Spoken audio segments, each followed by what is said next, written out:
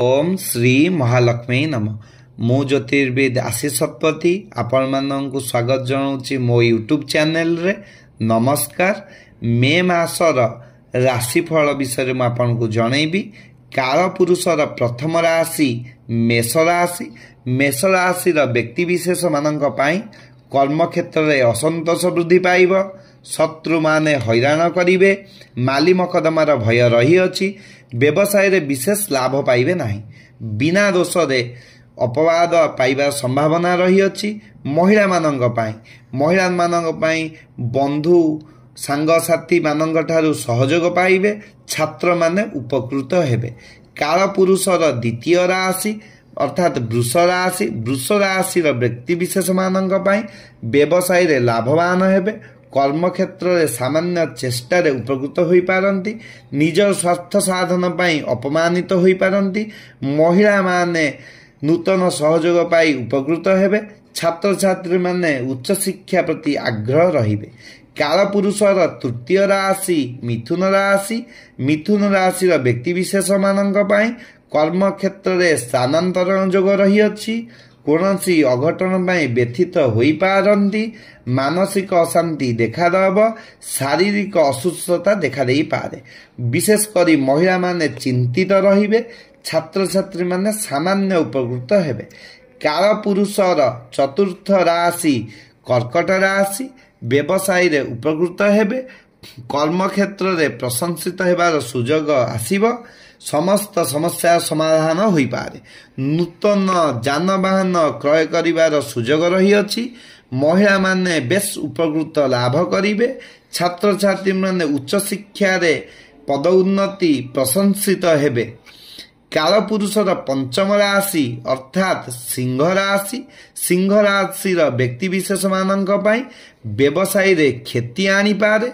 चाकरी क्षेत्र में अपमानित होबार संभावना रही। दुर्घटनार भय रही अछि। सेतिपाई सावधान रहिबे। शारीरिक असुस्थता देखा देई पारे।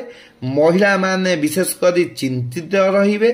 छात्र छात्री माने शिक्षा क्षेत्र में अवहेला करि पारंती। कालपुरुषर षष्ठ राशि अर्थात कन्या राशि। कन्या राशि व्यक्ति विशेष मानक पाई कर्म क्षेत्र में नूतन दायित्व नहीं पारंती। विदेश यात्रार संभावना अछि। व्यवसाय रे लाभवान होई पारंती। भूमि लाभ जोग रही अछि। महिला बंधु मानकर सहयोग पाइबे। छात्र छात्री माने उपकृत लाभ करिवे। कालपुरुषर सप्तम राशि तुला राशि। तुला राशि व्यक्ति विशेष माने कर्म क्षेत्र में अपमान होई पारंती। व्यवसाय रे बंधुंक द्वारा क्षतिग्रस्त होबार संभावना रही अछि। मानसिक अशांति वृद्धि पाइब। महिला माने कौनसी क्षेत्र में दायित्व नहीं पारंती। छात्र छात्री माने उपकृत लाभ करिवे। कालपुरुषर अष्टम राशि बिच्छा राशि। बिच्छा राशि व्यक्ति विशेष मानक पाई कर्म क्षेत्र में सावधान रुहंतु नले हैरान रे पड़ी जाई पारंती। व्यवसाय रे विपद देखा देई पारे। सेतिमाई सजाग रुहंतु।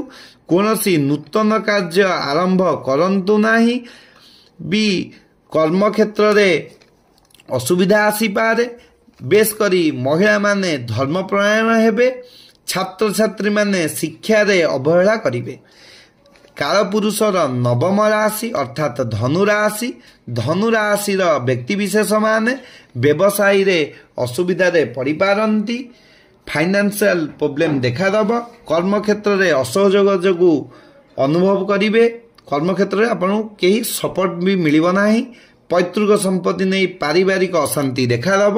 महिला माने स्वास्थ्य प्रति सजाग रुहंतु नले स्वास्थ्य व्यक्तिगत स्वास्थ्यर खराब आसीपारे।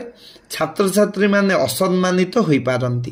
कालपुरुषर दशम राशि अर्थात मकर राशि। मकर राशि व्यक्ति विशेष माने चाकरी क्षेत्र में स्थानांतरित होई पारंती। कर्म क्षेत्र में अपमानित होई पारंती।